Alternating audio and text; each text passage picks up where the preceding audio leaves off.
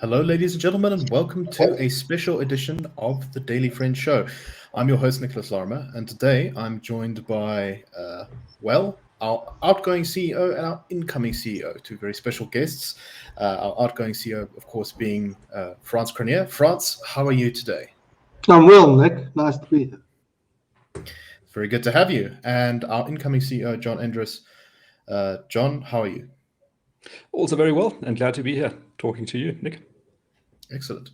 So the special today, I think, is going to focus a little bit on where we are, where we've come from, and where we might be going. And I thought maybe we could start that off by just talking to Frans about his time at the Institute of Race Relations. He has been working for the Institute for, I believe, 18 years, and he has been CEO since 2013. Is that correct, Frans? Yeah, I think so. Yeah, roughly. I think 18 years, and that sounds right on CEO. So you were beginning to tell me the story of how you sort of felt about when you came in to the Institute at the beginning, about how you were a little bit concerned about the ANC and how things have changed in that time. So let's start off with that. What has changed in your time as CEO, and what has been achieved?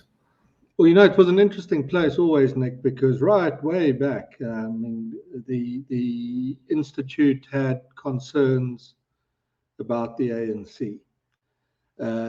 It felt that its guiding ideology of national democratic revolution would eventually overwhelm logic and reason and could cause great damage to the country. And it held that view long before I was around, and it continued to hold that view when I joined. And it was tough because I joined in the middle of this sort of great era where growth had lifted very strongly. It was about almost 20 years ago. The South African economy was going to recover strongly out of the end of the Asian financial crisis. It was 98. Economic growth was between 2004 and 2007, averaging 5%. We doubled the number of people with jobs in the country. The murder rate had been cut in half. 10 formal houses were being built for every shack newly erected. A lot of this stuff we were pointing out. And it was looking good on sort of every marker. And yet, sort of lurking deep within, we had a concern that the ideological inclination towards national democratic revolution would eventually come to the fore and overwhelm all of that. And that happens in December of 2007. Thabo Mbeki's gone. It's the end of perhaps what you'd call generously the reform era. Although there was a debate, of course, inside the IRR about whether the reforms were genuine or whether they were the reforms that made possible these successes I mentioned, or whether it was an attempt early on to evade the inevitability of being driven into the arms of the IMF, given the wreckage economically that the ANC inherited from the Nats. But after 2007, we get into a really tough era. It's the state capture, it's EWC, it's all of that. And the sense was always pretty strong that the ANC may not reform, that it had become a very serious threat to South Africa's future as a free and open and prosperous society. And yet it had immense support. It's in 2004, its political support peaks at 69%. And now at the end of that time of mine, we've got the ANC down to 46%, and it's perfectly plausible. And we must talk about this a bit today, because I think it's the next big thing, that we could have an opposition coalition governing the country in about 880 days from now. So you're thinking back to how it was, thinking to where we are now. So quite a thing to be a witness to, Nick. Yeah, so we lost you for a second there, John, but I also just want your thoughts on how you sort of got involved with the IRR and where you think that we've come from. As Frans said, I think he joined in 2003. I just did the quick calculation now, and although maths is not my strong point. And that's like a year before the good period of growth. So, it was a difficult time to be in opposition back then. Do you have anything to add to what Frans was saying, just about how the political situation has changed in the country? Yeah. So I was also just trying to remember when I first met Frans, and I think that was probably in 2006, when I was working for a German political foundation, the Friedrich Naumann Foundation, that worked with the IRR. And in that capacity, Frans and I worked together. And since then, we've interacted in various guises, and we've got quite a long track record going back. The Institute for me has always been a really interesting organization. And I think, touching on what Frans was saying, you get a concept in change theory called the punctuated equilibrium theory, which says that you go through very long periods of history where nothing much changes, and then you have a sudden change, a punctuation in the equilibrium, where circumstances change quite rapidly. And I think that is exactly what's happening right at this moment. It's often difficult to see when you're experiencing it, because you can't quite read the signs. But if you do lots of trend analysis, and if you have a lot of background and data and reading numbers and trends, I think you can spot these things. And I've got the very strong sense that right now we are in one of those transition points, and that the country is changing to a different configuration. That'll take 2 or 3 years, maybe 4 years, and then we'll find ourselves in a new spot compared to where we are at the moment. So, Frans, I just want to ask a question that's sort of, I'm not really sure the answer to, but it's been in my mind for a long time. And this is about this period of reform in the ANC. So, of course, as you just pointed out, there were a lot of great achievements that Mbeki's ANC managed during the 2000s until his dethronement. And yet at the same time, there were also these kind of big glaring problems with what was going on. For example, the AIDS denialism, and also the laying of the foundations of the sort of racial nationalist policies that have, been part of the NDR did happen during Mbeki's reign.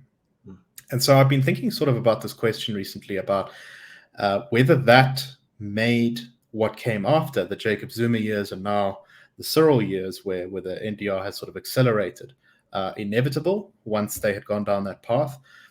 Or would economic growth, if say Zuma had come in and kept the policies largely the same, but had kept those Mbeki era policies, I don't know, some of the race nationalist stuff, where do you think we'd be today? I think when I was thinking of this question, I think about India, which is a country that's huge, chaotic, and really shouldn't work, and yet it manages to sort of keep going on. And I think in large part because it's had a lot of economic growth over the last couple of years. What are your thoughts on that idea? It's a very good question, Nick. And I think the evidence is that Jacob Zuma saved Thabo Mbeki's legacy, and that Mbeki was removed just at the point where it would become apparent that the consequences of his policies were not growth, investment, success, rising living standards, but it would have become the opposite. And in that respect, his era is a bit of an enigma, because there is a growth recovery. I spoke about that a lot over the years. I mean, even to the point of being accused by some opposition politicians of being a bit too friendly towards the ANC. There was a massive recovery in living standards. I mean, just lift in living standards. It wasn't a recovery, it was a recovery in living standards. That happened under the ANC. We did double the number of people with jobs, etc. We've done this over the years. People know our figures pretty well. And so there is this real economic recovery. I mean, the most stunning moment is when, right at the end of the sort of Mbeki era, South Africa is recording a budget surplus. It's earning more in revenue than it's spending. And this is despite rolling out the most expansive social welfare program of any emerging market. So there's a real recovery, and you've got to mainly credit Mandela for it, because he set it in motion at Davos.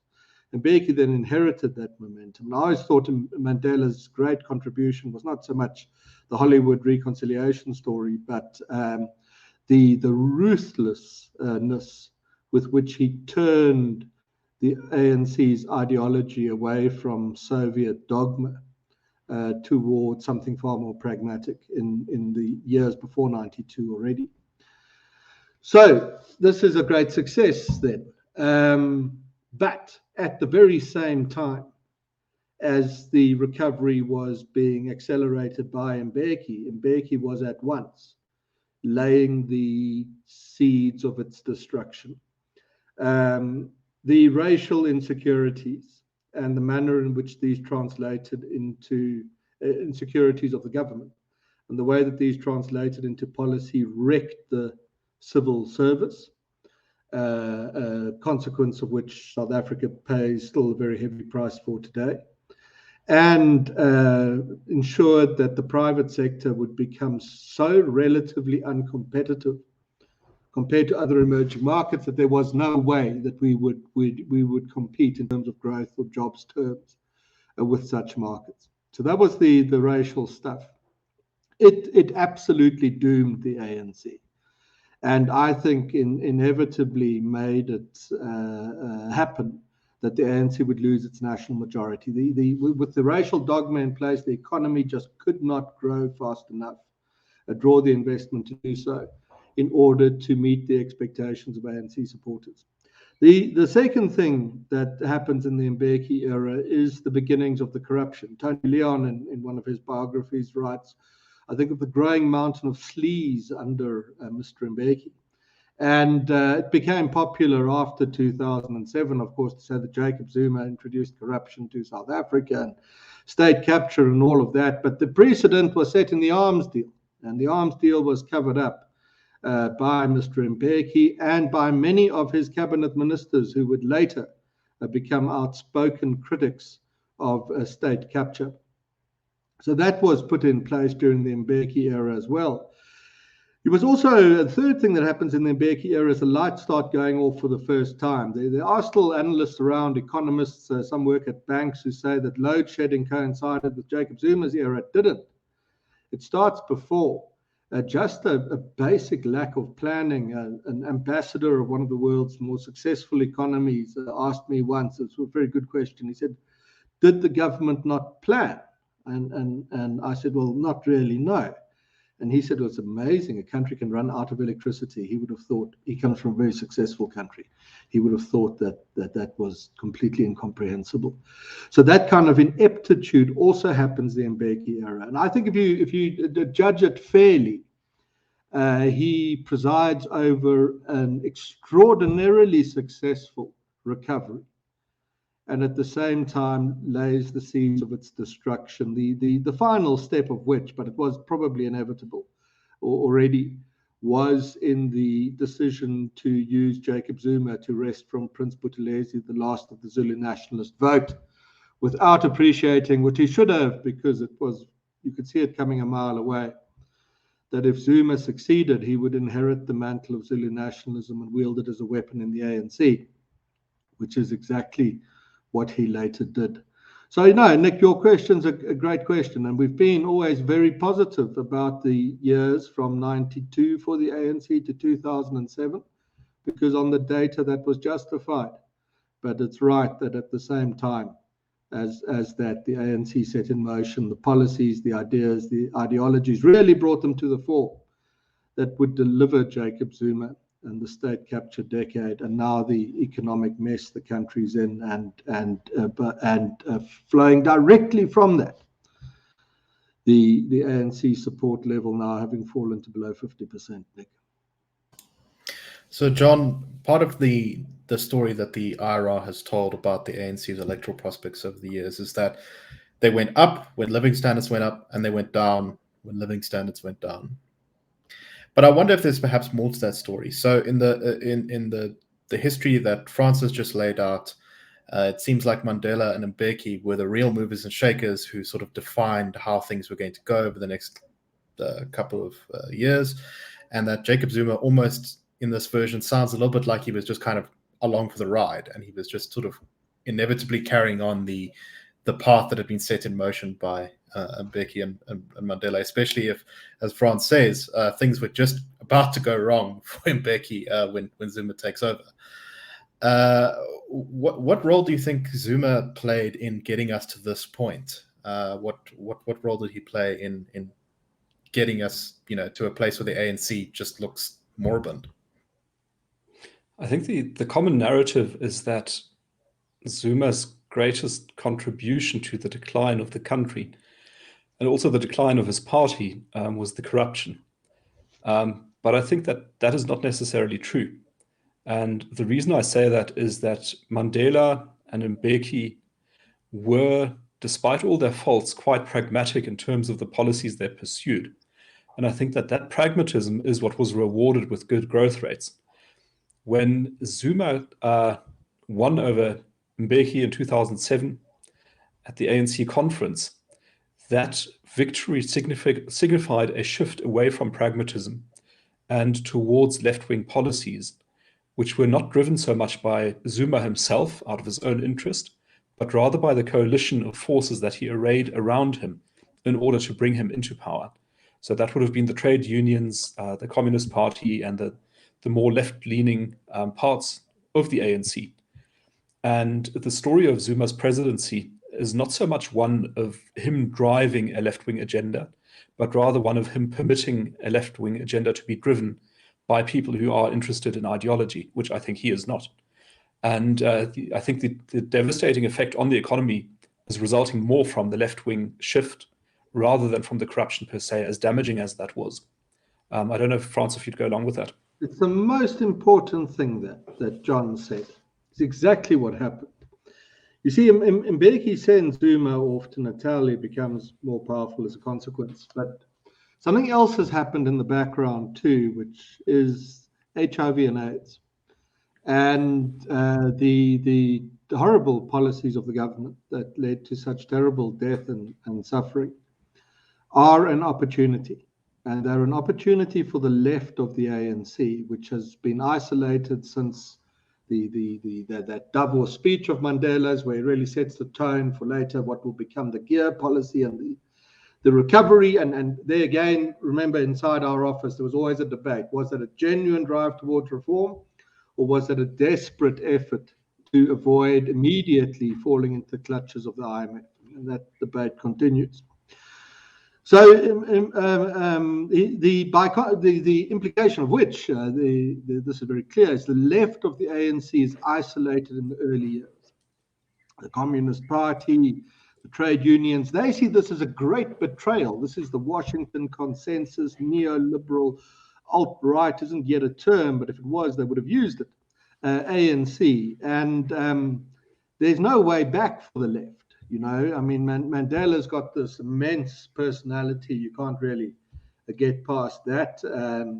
And things are going pretty well on the numbers, so you can't really get past that. Then you get HIV and AIDS. HIV and AIDS was the beginning of the turning of the ideological clock in South Africa, because left-wing activists become AIDS activists. And they do so for two reasons. First is to be AIDS activists, and they're great at that. And they save thousands of lives, and as do other groups. The IRR was in that as well. It wasn't just the left at all.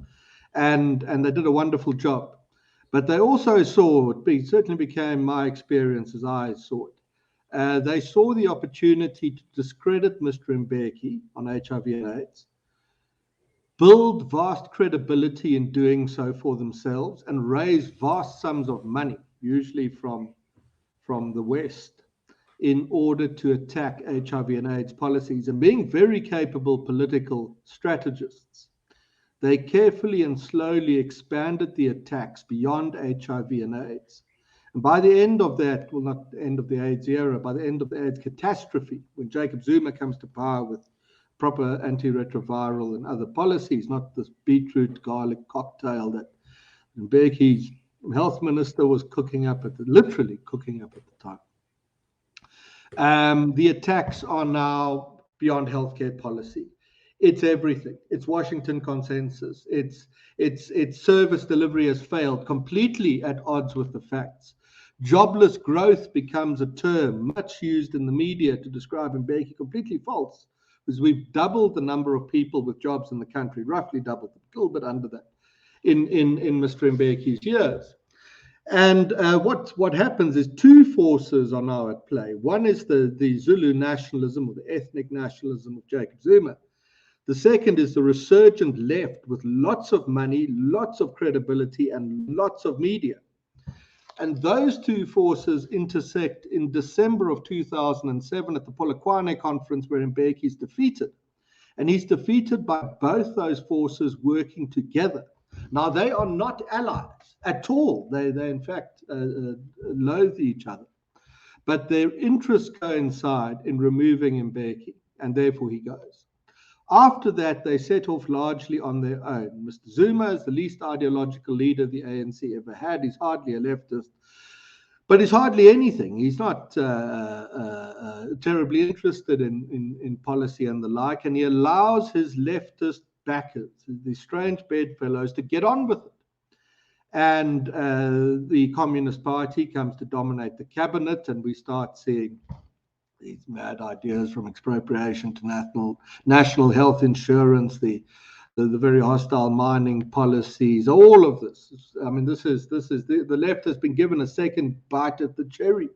They've turned the clock back to Arthur Scargill's Britain, where many of them were sort of refugees of, at least intellectually, and even before that to the sort of pinnacle turning moment in the history of the ANC, when at its Morogoro conference in the late 1960s, under the influence of the Communist Party, it accepts the doctrine of national democratic revolution as its lodestar and guiding light. These guys are now in charge of policy making in the country. Separately, Mr. Zuma and the state capture people are breaking down institutions and stealing a vast amount of money. This continues happily for a time. The immediate to low growth effects are explained by the global financial crisis, which has intersected with this in 2008. And as COVID will be the explanation for low growth in South Africa for the rest of the ANC's term in office, might not be very long. The financial crisis in 2008 was the explanation for low growth after Mbeki left.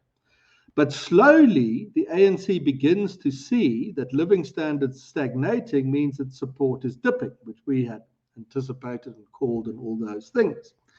And there starts a conflict in the ANC, again, as I observed it. And the conflict was between the victors of Polokwane, the left of the ANC versus the state capture people of the Zuma era. And the left ultimately prevailed by convincing the country that the problem was what they called state capture. What an excellent term. That we'd stolen so much as the government, or that was the allegation, that if we could stop the stealing and send the thieves to prison, life in South Africa would again recover. And it worked. The media swallowed it. We didn't. We said that's part of the problem, might not even be the bigger part of the problem. The real problem is hostile ideology that makes it very difficult to invest, build up wealth or resources or capital in the country. But the left prevailed. The state capture story won out. The media bought it completely. And a group such as ours that said, listen, there's also a serious ideological problem here, perhaps more serious even than the corruption problem. We found it difficult I mean, a lot of people wrote that off. And Mr. Ramaphosa comes to power at the end of this era by a fraction of the votes at Polokwane. I think the margin was 179 out of 4,700 plus delegates who voted at that conference. And he comes to power at the head of essentially the left of the ANC, mixed up with some dregs of the Zuma era. And why was that?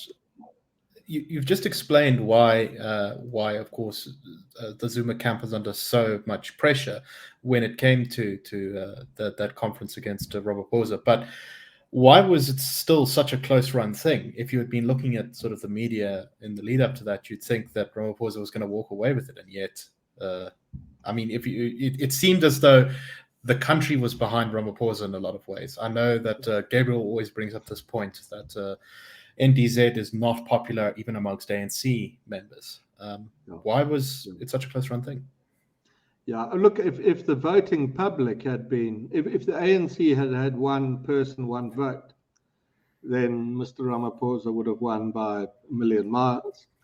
He didn't because the branches of the ANC had been so corrupted that even where a chap, actually, I remember this conversation. I asked the chap, how's it at your branch? He said, well, it's very badly. I said, well, who's your branch nominated? No, their delegate must vote for Mr. Ramaphosa. So I said, oh. He said, but we know he's going to vote for Mr. Zuma. So, and recently he sort of paid off to do this. So that's why it was so close. There's a story that at the end, the now deputy president, David Mabuza, swung his votes across. That I don't think is what occurred. We, for sort of 6 months ahead of that conference, had sight of very high quality ANC branch data. And I worked on those numbers with another analyst, not of the IRR, of another, not of an institution, in fact. And she and I ran these numbers back and forth and up and down. We built scores of scenarios around them, and in fact got very close at the end to the actual result of what it was. But the reason it was so close is because the branch structures of the ANC had been deeply corrupted, and the branches had broken, therefore, with the will of ANC supporters. That we could see clearly. And of course, the political implications were immense, because if the members can't direct the party and the party moves in a direction at odds with the will of the members, then of course people are going to stop voting for the ANC. It's going to lose an election. All of this was predictable and predicted. And I mean, is what happened a couple of weeks ago, Nick. So yeah, but where we started this, we talked about John's point. It wasn't state capture that I think did a lot of damage, state capture, immense damage. But what did more damage was the left-wing ideology of the ANC. And it remains the ANC's fundamental problem. In a chat earlier this week, it's sort of slightly a one-way conversation, I'm afraid, with a fairly senior chap who makes government policy. Even now, you talk even to what are seen as the reformers of the ANC, and you talk about real reform.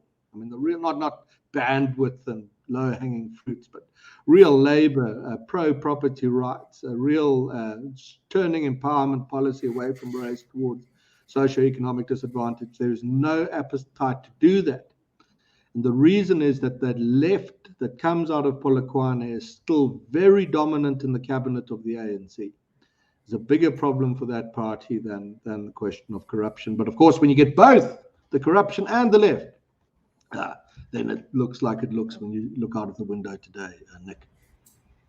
So, John, firstly, I want if you have anything to add to that, but also I have another question, which is that how does factionism become such an enormous part of the ANC? So, all political parties have factions, and often they fight against each other. I mean, the DA, for example, has had lots of factions, and some of them split off to kind of make Action SA, and there's, so it's not unusual for political parties to have very nasty fights inside. And yet, the factionism in the ANC seems to be on another order of magnitude. At almost every level, there are, people accused of murdering political opponents. There's fighting over positions that can get very ruthless. There's big loads of money, as Frans just explained, sort of sloshing around to make sure that people vote a certain way. Yeah. Was Zuma to blame for this factionism? No, it's money. It goes way back earlier than that. Why is it so extreme? I mean, the media is very critical of the DA. The DA has internal conflicts, and then someone writes a letter and resigns, and the DA says, and the media says, they're terrible. Look at them. They're awful. Mustn't let them govern. In the ANC, there's no resignation letter. You shoot your opponent when you don't like the way things are going. And this has happened a lot, but the sort of media seems to think, well, it's a somewhat simpler solution. John, do you agree? Don't pay too much attention to that. Now, why? In the DA, the fights are not about vast amounts of money, or in the broader opposition. In the ANC, the amount of looting and just theft of government resources is such that it's become a criminal enterprise, and it behaves like a criminal enterprise in terms of eliminating opponents who threaten you over access to state resources. Nick. I think, Nick, it's a competition for resources is one of the reasons. But increasingly, I think another reason will also be limited time. in the sense that, if you do want to make use of the positions and privileges that access to political power gives you, you've only got limited time to do so. So you've got to do it quickly. You can't afford to wait around and do it slowly. And I think that really ups the stakes in the game, in the political game, and explains a great deal of the factionalism that we observe. Another factor is that the ANC always proudly presented itself as a broad church, which it was in opposition to apartheid. But it also means that it had to accommodate many different ideas, many different ideologies, many different interests, all within the same organization. And that is possible for as long as the organization is working towards a common purpose or has a common sense of mission. But I think once that gets lost, and you're not fighting the apartheid government anymore, you sort of lost the ideals of the progressive movement of improving living conditions because you can see it isn't working. Then what do? You're fighting for limited resources. You haven't got a mission that joins you together. You're all driven by competing interests, competing ideologies. And that's when you get lots of fighting. You build alliances to position yourself better. You betray alliances. You move across. It just becomes really, really messy. It's a reflection of the size and influence of the organization as much as it is of the more venal motivations that drive these conflicts.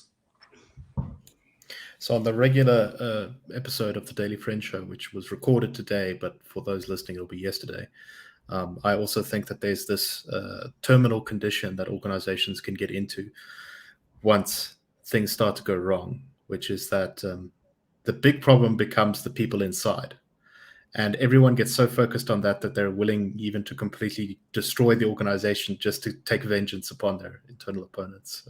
So I think of the sort of late Roman Empire where, you had governors literally letting in the barbarians because it would help them to squash their internal opponent. And the ANC gives off a very similar feeling to that at the moment, as an organization that's in a kind of existential despair. I don't know. Do you guys agree with that? Yeah, 100%, Nick. It's a terrible place, I think, to be in internally now. You look around. What happens? You go to the office. What happens? What's on the agenda for the morning? I mean, we have meetings in the mornings, talk about things. Well, the electricity's off again. The health minister has created a disaster by chasing the tourist industry away for another 6 months.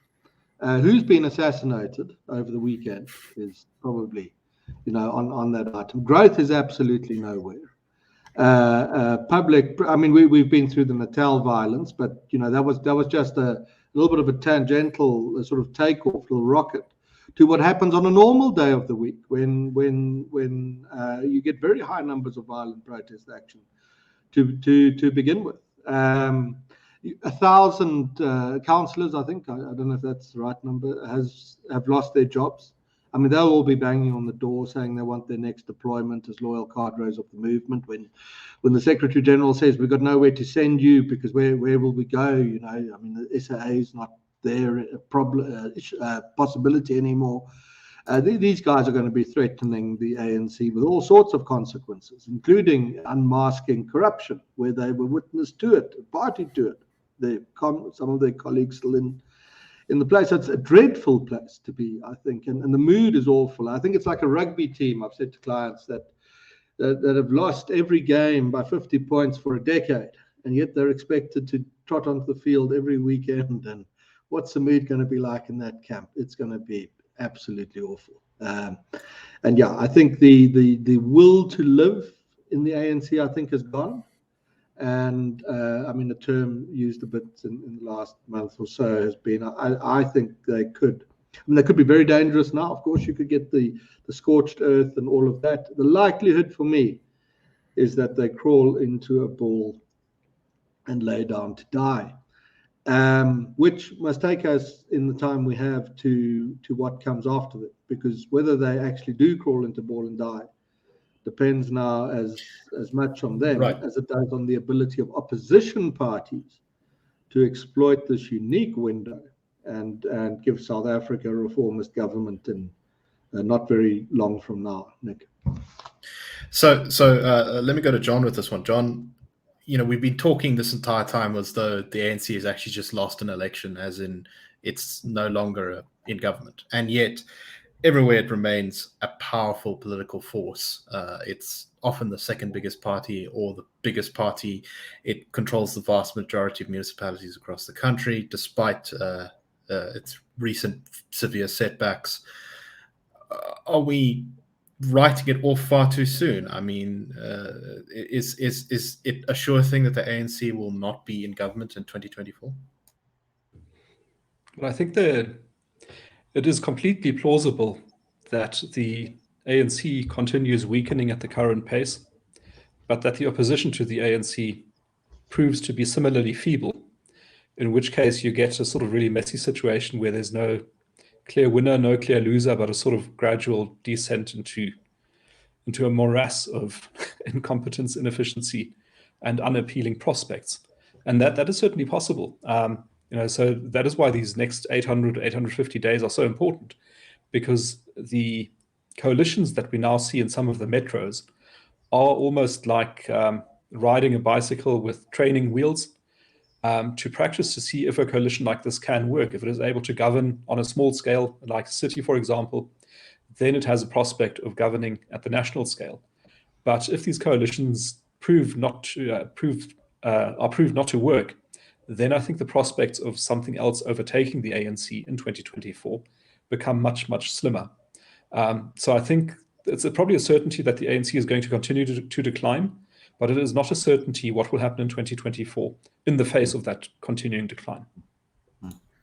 So on that point, Frans, John said coalitions, but in a lot of the metros, there aren't coalitions. There's minority governments, which the DA has been lumped with holding. They've sort of been given the poison chalice, the poisoned mayor's chain. And the EFF still holds the whip hand over a lot of these. And never mind the EFF, even some of the bigger there's other parties, some of them still seem to have, I'm thinking of parties like the ABC or the UDM or the PA, still seem to very much be comfortable in the ANC's worldview of doing things. And Action SA, although on paper looks a lot like the DA and often talks a very good game, at the same time, it's also kind of a little bit close to the EFF sometimes. It's not quite sure where they stand. What is to be done, and what is the role of the EFF in this mess? Well, I think the EFF needs to be treated in the same way as the ANC and excluded. It comes out of the ANC. It's not necessarily more radical than the ANC. It's just a bit louder. It's equally destructive, and it should be handled as you handle the ANC. The opportunity, Nick, is this, that you build a broad front of opposition parties. Now, that front will stretch from the furthest reaches of the ACDP and their evangelical vote, and through the Freedom Front and their slightly nationalist, perhaps more conservative votes, and into the center of the DA with its more kind of middle-of-the-road centrist vote, across to Herman Mashaba and the damage he can potentially do to the ANC if he contests on a national level. He did very well in wards that the DA hasn't been able to break into.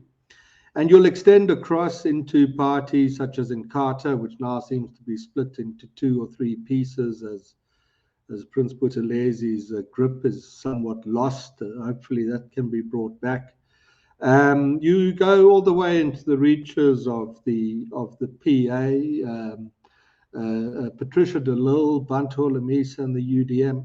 And if you are able to bring them all together, not in one entity at all, but in a broad front, then you will have the numbers, given the trends that the ANC is on now, to form a national majority opposition government in 2024. I think across the people who vote for all those parties, the long list that I've probably missed 1 or 2, there's a lot of common ground. It's common ground that's tired of the ANC and the corruption and now the ineptitude. is more market economic focused than it would be on the idea that the state should run the economy. If they believe that, they'd be voting for the ANC. More property rights and expropriation, more middle ground than these extremist racial positions. It's all there in those voters. And I think in that sense, the political game in South Africa changed in this recent poll, away from one where when you were an opposition party, you try to outcompete the ANC just as aggressively as you try to outcompete your opposition peers. I think the game's changed now, or I hope it will change. One where, of course, you compete against the ANC and the EFF, and of course, before elections, you compete with your opposition peers.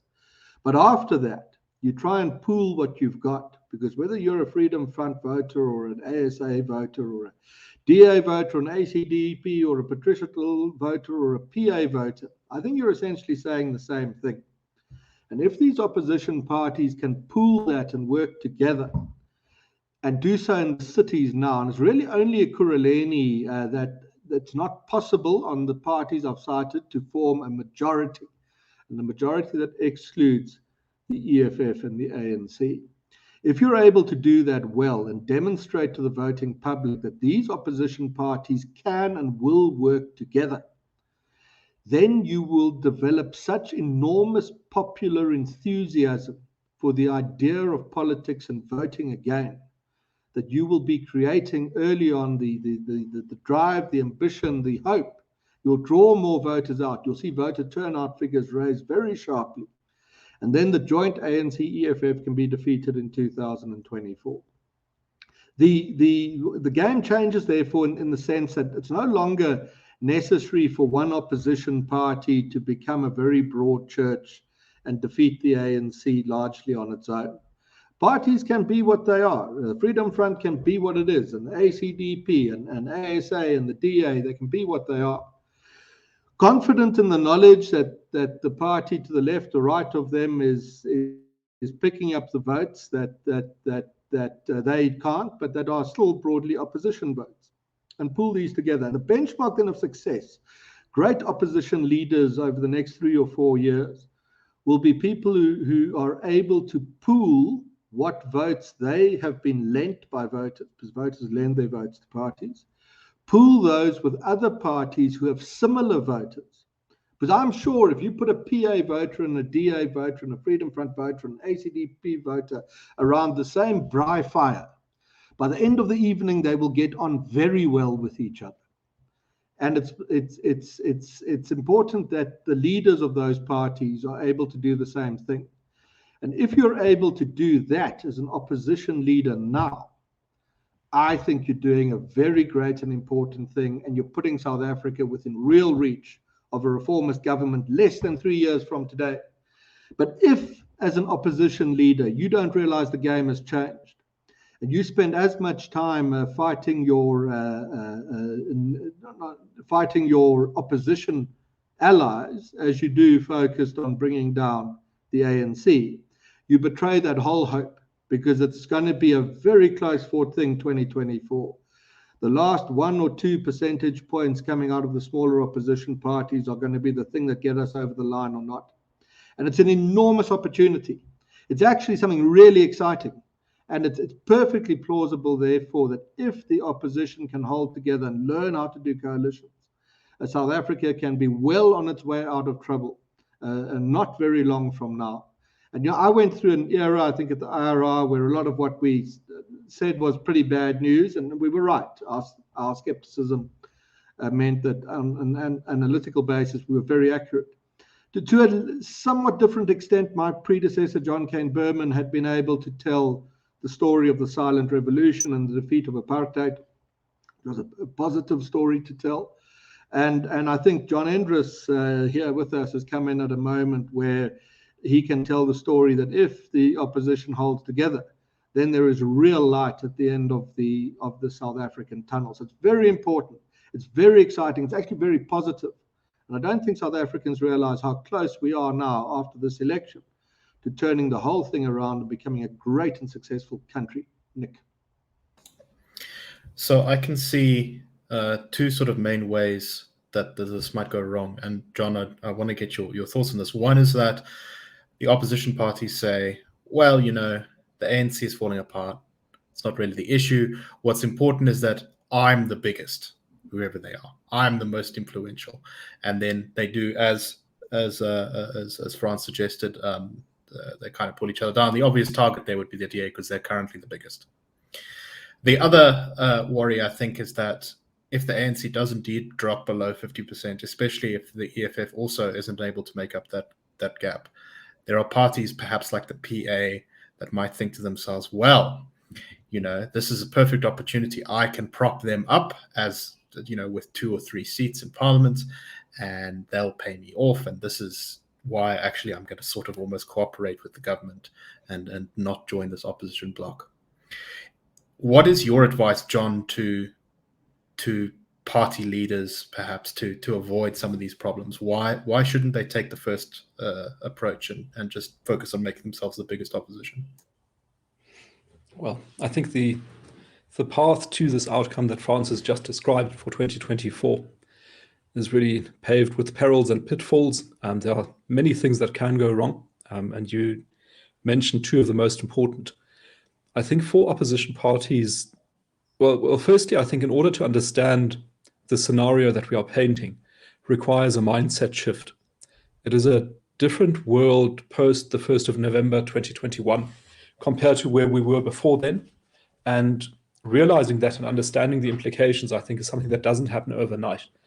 So it is a message that sort of needs to percolate through society and to be understood that this opportunity for a change is now presenting itself.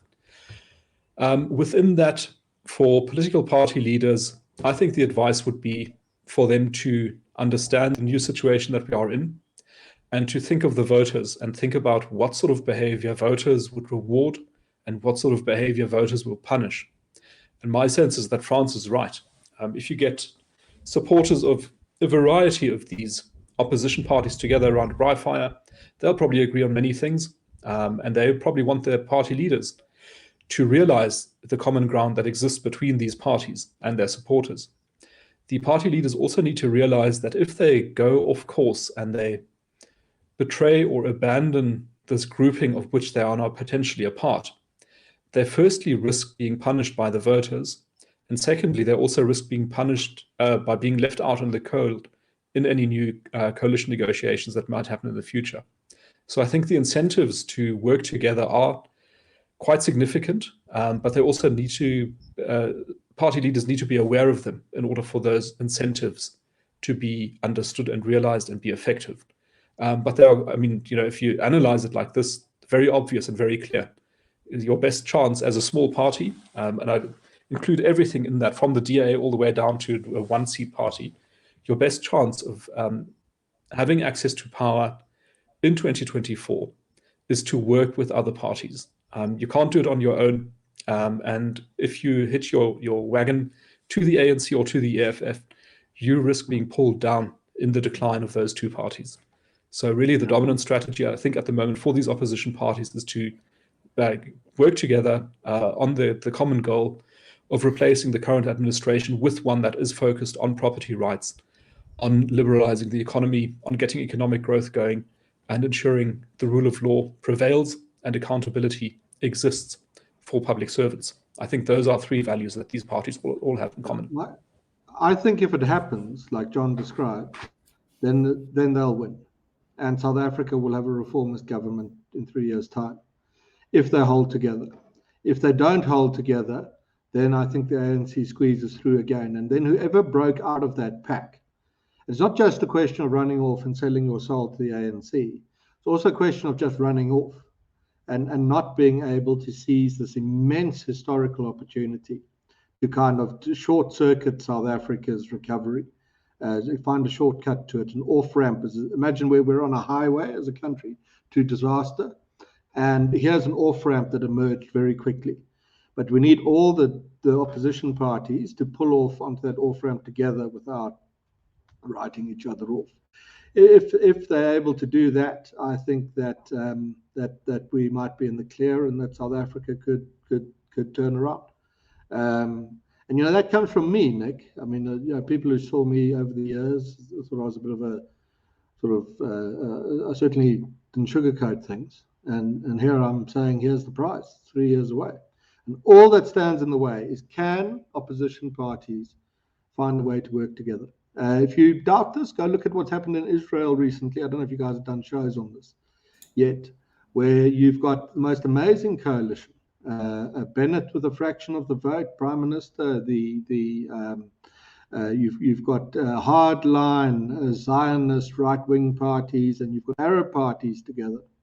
This is not the exception. This is the rule in many countries, these broad coalitions.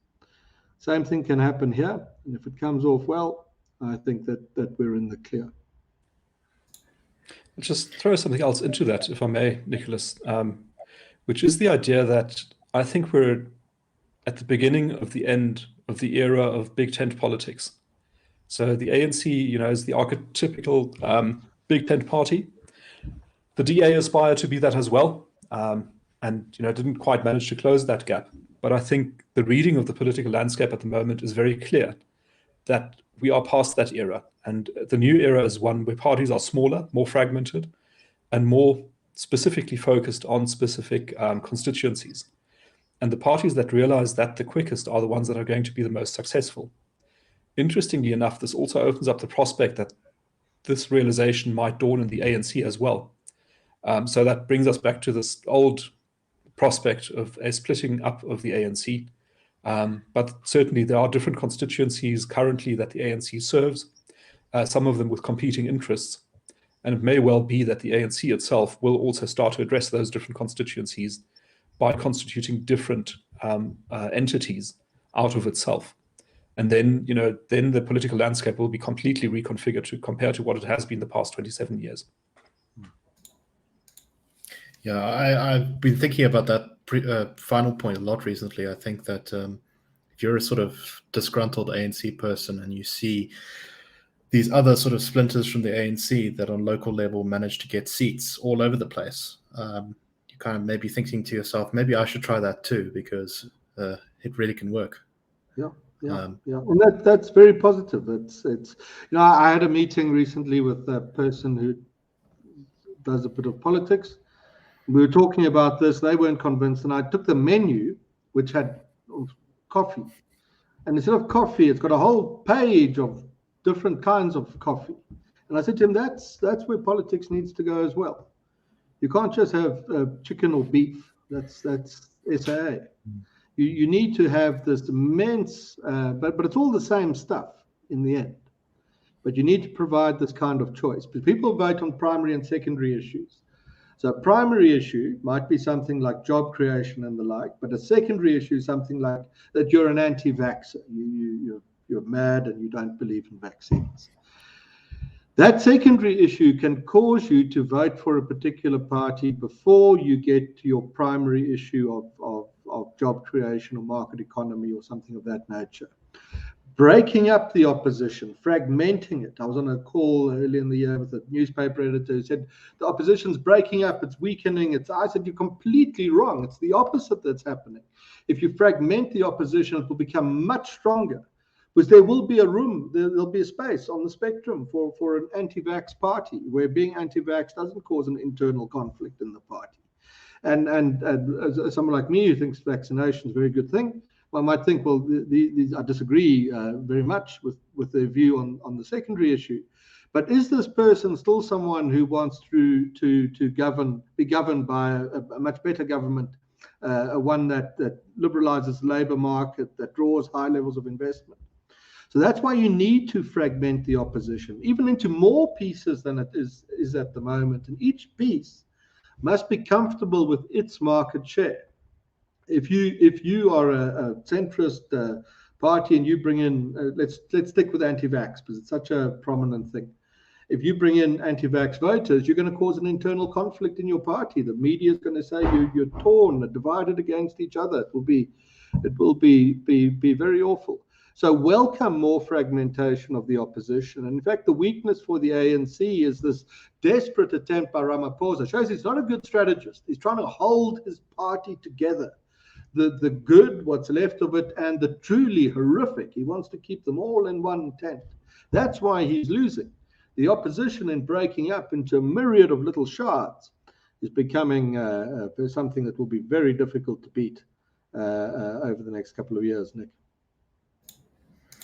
And of course, our system is very favorable towards this kind of approach, because even with a very small percentage of the vote, you can actually get a seat in parliament. You can get less than 0.25% of the vote, and because of the way that fractions are worked out, you can still get a seat in parliament. Yeah, that's great. Why is that? I mean, not that you think it's a problem, but there are some people who think we should have a limit on how big a party can be. I mean, what sort of attitude is that? It's certainly a very liberal attitude.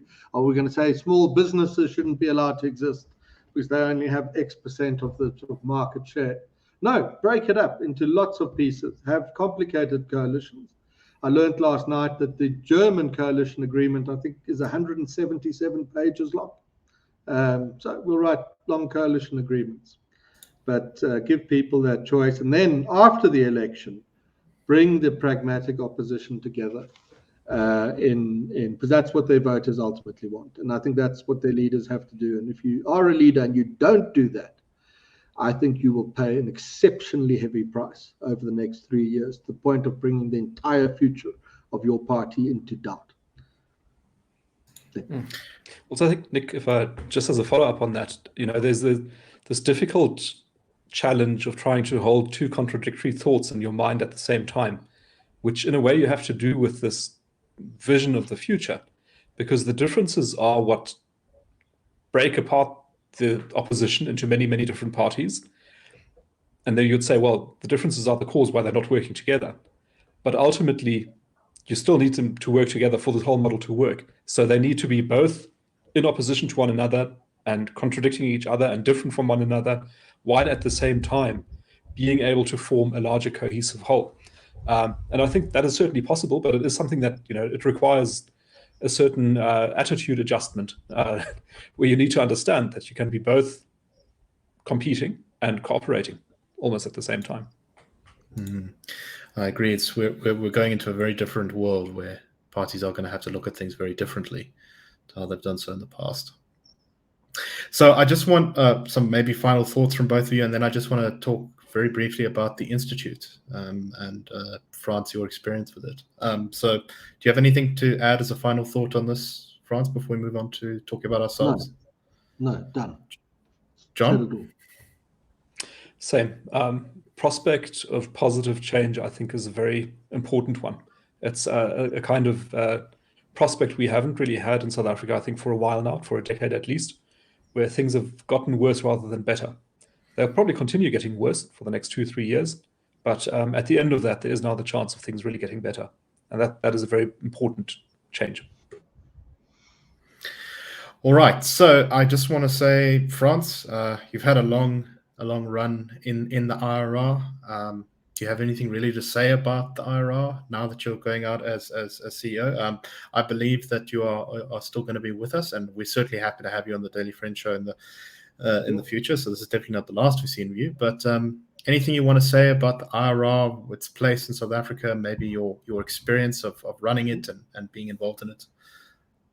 No, I think it's a great place, and I think it did good things, and I'm going to leave it at that. I don't have a formal role in it anymore. I don't think I will have one. And but I also said we had a little lunch recently, and I said to you all, you were there, that I don't feel the need to say goodbye to you, because the IRR is a bit of a it's a bit of a family feel to it, and I hope that you guys will get me on the show now and again and so on. And I wish John well. He's taken on a big thing, but he's someone that can handle that. I have no doubt at all. And I expect that we'll continue to interact with each other a great deal over the years that lie ahead. And I wish you the best. Important place, important work, and that hasn't really changed as directors have come and gone over the last 3 years. 92. And directors, they've been, you're the 7th. I'm number 7, yes. John's the 7th director. So it's a life sentence, this. Yeah. I mean, Nick, I can only echo what Frans said. This is a really amazing organization. I've witnessed that looking from the outside in. I also see that looking from the inside out. Having studied business administration and gotten to know a variety of companies, either through working in them or through case studies, I think that the IRR really is a very exceptional type of organization. And what makes it special is this ability to reinvent itself whenever, the environment changed, which it does all the time, while at the same time also maintaining this constant thread of liberalism, of non-racialism, of individual rights and responsibilities, of market-friendly policies, and so on. And that has really been what has kept the place together, I think. In the coming years, I'm sure we'll see lots of changes. The place has to change if it is to be successful, if it is to survive. But this constant thread will always run through it. And I think that is really what gives it its integrity and its strength, and makes it such an important part of the civil society landscape in South Africa. And just as a tribute to Frans, you've played your role in this, in reinventing the organization. It is certainly very different now to what it was when you took it over. And the same, I know, is also the case with your predecessor, John Berman, who also transformed the place completely from what he found when he got it to when he handed it over to you. And I know that I've got a debt of gratitude to all my predecessors, all 6 of them, over the past 90 years. And I hope to pass on the baton to my successor when the day comes, with the organization in a completely different shape, but equally competitive, innovative, and successful in promoting liberalism in this country. Yeah, on the averages, John, that should be about 2050. And by that stage, South Africa will be one of the world's richest and most prosperous societies, perfectly plausibly. If we do from now on out, immediate years ahead, it won't happen. But after that, 5-6% growth for 20 years, will become a really rich country and a serious, very serious place. And it's perfectly plausible that your term could end with that being said at your one day. So, I mean, I hope you succeed in that, and your colleagues do. Thank you, Frans. Well, thank you to both of you. Frans, I definitely want to say that maybe we can even have you on more than we did in the past on the Daily French Show. Well, yes, now I've got nothing to do, but I can spend more time doing the things that I like. So yes, I'd love that. Awesome. I very much look forward to that. And thank you to both of you for coming on. I thought it was important that we do a show kind of while we're in this sort of transition period. And thank you for giving your thoughts on where we are in 2021 and where we might be going. It's certainly an exciting time. I ever since the July riots, I was extremely pessimistic about the country. And since the July riots, my hopes have begun to lift for exactly the reasons that you guys have laid out. And I think that is it's a very good thing indeed. And hopefully we will make 2022 a year of ever greater liberty and success. But anyway. All right. Thank you very much. We hope that you enjoyed the show.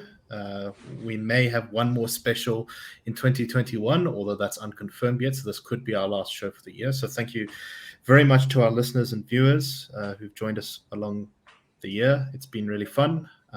We've also grown a lot, and that's thanks to you guys. And we hope that you will continue to support us going into the next year. We will be back with regular episodes on the 12th of January in 2022. And until then, I hope that you all have a most excellent December holidays, if you are indeed on holiday, and a most fulfilling work if you are still unfortunately working through the holidays. And with that, have a good one. Cheers, everyone. Thank you. Bye.